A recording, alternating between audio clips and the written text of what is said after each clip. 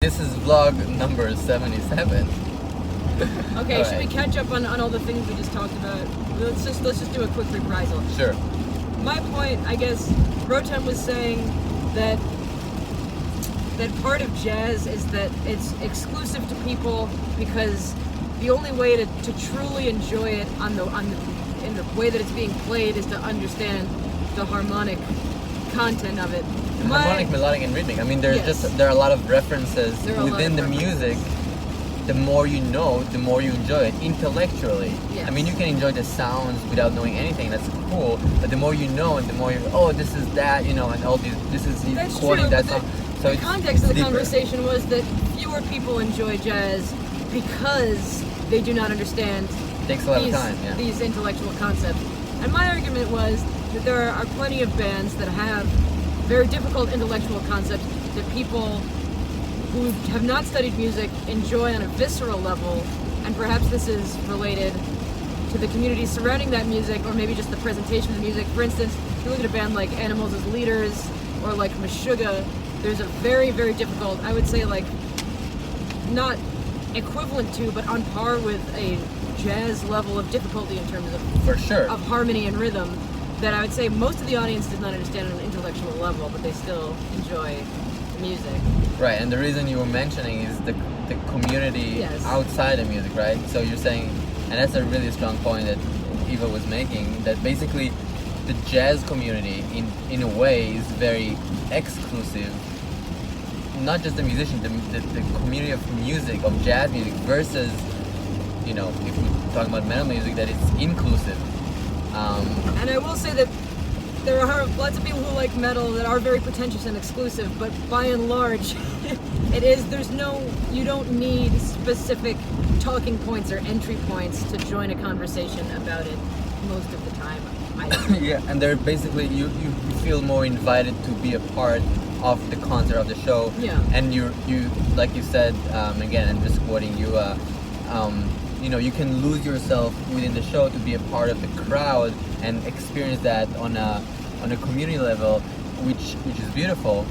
And within jazz, it's a bit harder to do that. And the music, in a way, is also very,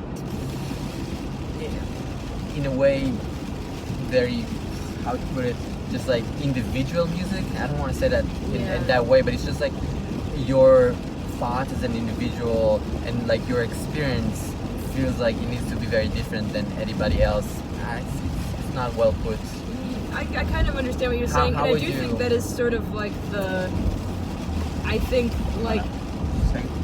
almost like just like a fallacy almost, because I think there are plenty of people who are extremely well versed in harmonic and rhythmic concepts who can play very fluently, who don't have a very individualistic statement to make, although they're competent, and those people can like succeed in a jazz context, obviously, but that's because there's an intellectual criteria that can be evaluated, and you can say, oh, this person is very good, even if they're not necessarily making a very personal statement or a very individualistic statement, which I think is like an issue, because if you can evaluate something intellectually without enjoying it viscerally or emotionally, to me, I don't necessarily see the artistic value of it, unfortunately. It's like, they studied the history and they have a lot of chops, and they obviously understand how it works, and it sounds good, but it doesn't reach me necessarily.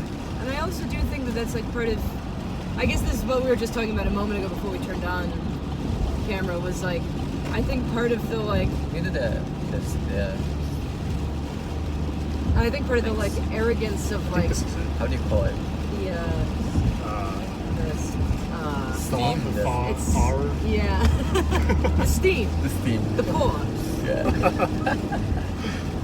Okay, yeah, go ahead. Oh yeah.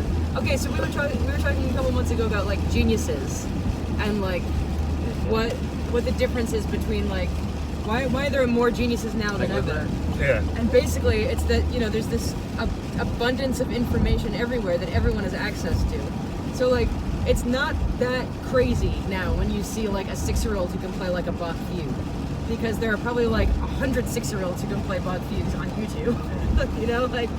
And the more there are, the harder it is to conceive of that are the easier to conceive of that happening. I think this is like part of the arrogance of like jazz musicians, is that like there's this idea maybe that like maybe something like giant steps is very difficult to understand. But I think the truth is lots and lots of musicians can understand that harmonically because it's ubiquitous. You can find that information out anywhere.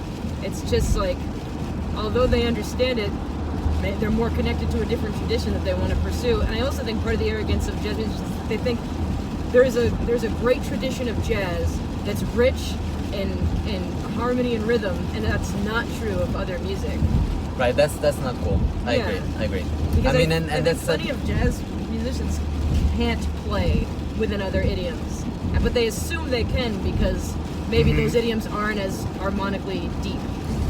Right, and that's something that I was also definitely got a bump in the head. Like, cause yeah, I mean, you know, you hear a song on the radio and it's like 3 chords. You're like, yeah, I got it.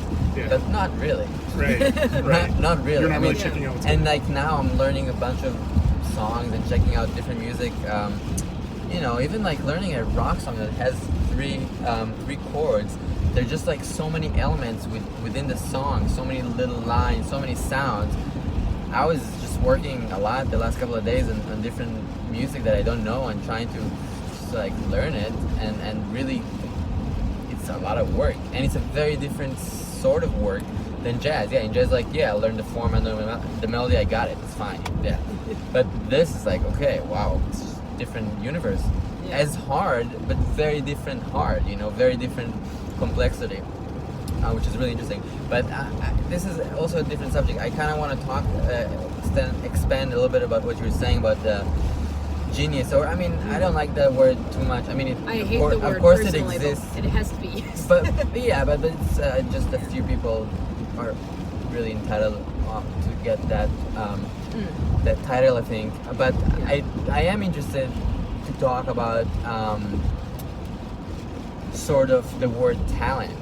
And like what is talent, and what is, you know, what is your perception of talent? And I definitely want to pose that question to Nathan and Eva. Can you come forward a little bit so they can see you? It's just so dark. It's very unsafe. Well, I have to slide up and take my okay, seat. well, I'm breaking the law. I'm up here now. It's all fine. right, good. So tell us. I mean, yeah, like how would you define talent, Eva, and then Nathan, or whatever sort of way you want to say. I don't really believe in it. I mean, I don't believe in it, or I don't know what it means. One or the other. I'm not totally sure which. I mean, I kind of want to believe that there's such a thing as like natural ability when it comes to music. I mean, but it's very hard for me to be able to measure whether or not that exists. I mean, there's definitely like, I mean, I grew up in New York, and I went to a bunch of like, I went to like LaGuardia and schools like that where there were like kind of these child prodigy type of people around. So I mean, I know that there are kids who are extremely proficient by the time they're young, but more often than not, I feel like those kids were also coached from a very young age. And I sort of think that, I mean, I think only like when that's not the case, that's pretty much the only time when I think maybe someone's a genius. Like if, you know, if both of your parents have nothing to do with the idiom in which you're a genius, then maybe you actually are like a genius. But like, yeah, I mean, I think of course there are talented people, but I mean, and in talent I mean they are able to perceive information in a certain discipline faster and accumulate it in an organized way faster than others maybe. But I definitely feel that in music, the structure and the way you build yourself as a musician is way more important. And also the question is, what are you trying to do with music? In a sense of, I mean, again, like music for me is a way, like a language to express emotions and feelings in a certain idiom. If it's jazz, rock, blues, it doesn't really matter. You just express these emotions and feelings and try to convey some information. So again, whether it's, you know, a blues B.B. King style of playing, which takes maybe less involvement, and maybe it doesn't take 10 years or 15 years of studying versus maybe playing a classical concert that might take 25 years of practice. They're both valid. Both shows could excite and would convey the emotion and would, you know what I mean? There's no better. I do sort of like. I have to call bullshit on that. Like. Really? Yeah. Oh, wow. Because I think that I think that too is like a thing that people think is like, oh well, if it's the blues, for instance, which maybe doesn't take a lifetime. I mean, I would argue that it does. I think this harkens back to the other part of the conversation. I mean, to me, to the point of the talent thing, I mean, I think hard work trumps all. Like serious introspection and hard work trumps all of like talent or whatever that could possibly mean. But I do think that like if it's 2 chords, 3 chords, 1 chord, the blues, whatever, like I think it's so much. It absolutely takes an equivalent amount of time to playing like it does take classical music. It does to take do a lot. that. It It takes no time to do something poorly. Not on a technical level though. Like the amount of hours you need to spend in order to play Goldberg variations well or proficiently is not close to the amount of time that you need to play a 12-bar blues, a blues solo. I disagree. It depends on what you mean by well. And it depends on what you mean by technique. I mean, a technique can mean harnessing your like innermost emotions and being vulnerable and expressing that through an instrument. That is not. That's fair. You can play a fugue accurately without having that skill, and that's a skill that takes hard work and introspection just the same way. It's just not a skill that requires practicing. shedding. I think maybe people are more easily impressed by Goldberg variations if they're done it maybe a less personal way than if someone than how impressed someone will be by someone who plays the blues without a lot of emotion or personal. You know what I mean? Because it sounds more impressive because there are more notes and it's faster. Yeah. Okay, wait. Let's pause with the Goldberg variation. Can you tell me your definition of talent? I was trying to think about it. I think talent. I think a lot of it has to do with what kind of natural, with kind of what you're born with. Like, I think it's a combination of nature and nurture. If you're born with longer fingers, it's gonna be easier for you to play guitar or piano, and if you're like more like dexterous and it's like that kind of like muscle memory and how like your body works, and then how your brain just connects to it, and then you know what I mean. Like I do know what you mean, but I think that the flexibility of us as people, as human beings, to learn a language and to be proficient or more than proficient is amazing. Again, like right but now, I don't think everybody has the same abilities. That's very true. So, but I think the ability is strong enough that you can do it, and that's, I think, is a very important point for everybody that's checking. I think this everybody blog. can. I think everybody can do it. Can do it and can do it very well. Because I was very concerned about that for a very, very long time. So, I mean, my realization that right now, if I'll immigrate, move to China, I will speak Chinese. Whether it will take me 2 months, 5 years, or 15 years, it's gonna happen. So if I'm faster with languages, it might happen faster, but totally. It's fine. But I think that's the definition of talent. Is like if you learn it faster, then you're more talented at that. That's more. That's fair. But the goal, I guess it's very comforting for me to understand, and that's how I feel about it, that it's very possible to study and learn information and be more than proficient and in whatever genre that you want with hard work. With hard work, but I think talent will get you there faster because you're more naturally inclined to it. Yes. And maybe that's hard. Maybe that's like. Maybe I'm wrong, and maybe that's like. I think you're right. I agree wrong. with you completely. I think my main issue with the word talent is that it's used, I think, to denigrate people's hard work and to discourage people from hard work. I think people look oftentimes at someone who has put in a lot of hours and say, "Oh, that person's very talented," and they've done it. And I think also like they don't people know if that person's talented. They don't actually know. Exactly. But I think what they're actually commenting on is the hard work. But maybe they're also commenting on the talent, but they don't know that. Yeah, the line is very, very vague, and I think the point is that that hard work kind of is talent in the sense of if you don't know a certain thing and you wanna really be strong, if you're talking about music, you wanna really be strong with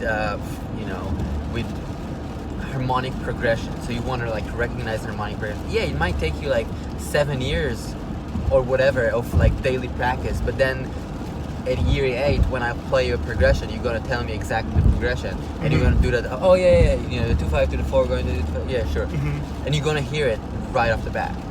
But yeah, of course, you practice like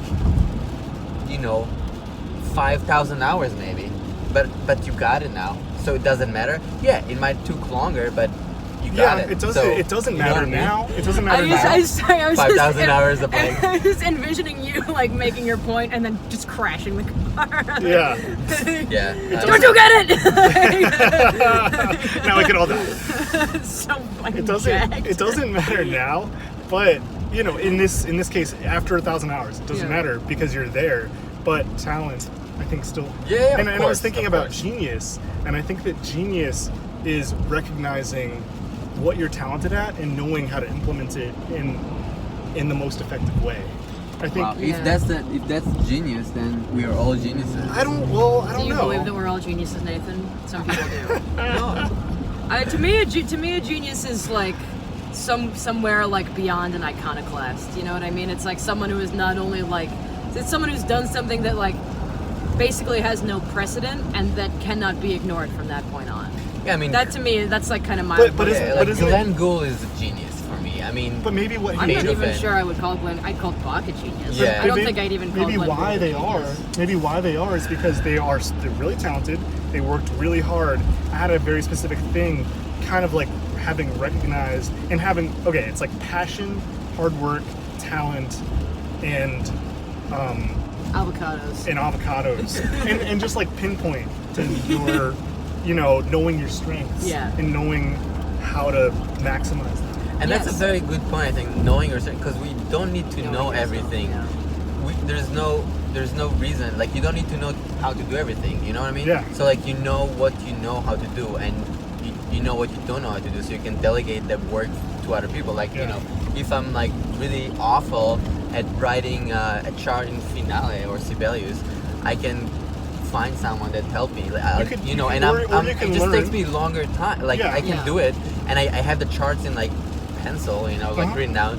But I hate doing that. It's annoying for me. Right. Like I did it a bunch of times, but like okay, I know it's very time consuming, and I don't want to like dig into it. So I just like I don't. Okay. Or you don't want to be a bebop. Exactly. Yeah. Well, yeah. I mean, there's a variety of reasons for that.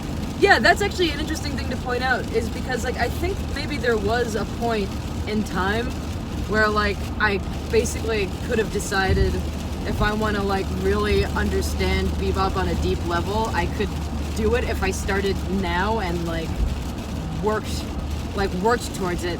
But I think I made this realization like at that same point in my life, which is that like on an emotional, visceral level, I have a lifetime of interest in a music that has like pretty much nothing to do with this, even though this fascinates me.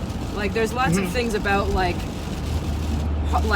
uppercase J jazz that like fascinate me and that I love as a spectator and as like a student, but I would never attempt to be them because I don't feel that it's like my position in the world or like part of my personal history really. But more to your point, for the sake of the vlog, I won't like drop the name, but there was someone who I do believe to be a genius, and I think I'll shit. Oh. Oh no! Oh god! And I think like a lot of people may agree, Sorry. but like I had to like basically he came into our studio to do like and paid us top dollar, right? Like to do like demos like that anybody could have done at home in GarageBand with no effort. But I think this is like the true thing is like if you really know what you're focused on and you can do it on like an internationally renowned level, you may not have space in your mind to know how to work GarageBand, right? Or to know how to plug like a USB microphone into your computer. And I think that's part of genius too, is knowing when to like I don't know. I think genius is just maybe a made-up thing, and we just kind of like we just use it, you know, because well, everything's a made-up thing, but like genius, I think maybe that's part of that person's genius is like knowing when to like go to someone else for help at something that they're not good at. Yeah. Because they know that they need to focus on their thing. Yeah. You know. Absolutely. Yeah. I mean, that's the old the genius is a man most like himself thing. Yeah. The Einstein. Did Einstein say that? No, who said that? I think he did. I feel that's like his quote. Just because you can't remember what Einstein said doesn't mean that you're not a genius. All right, this is 20 minutes. We should stop. Okay, bye.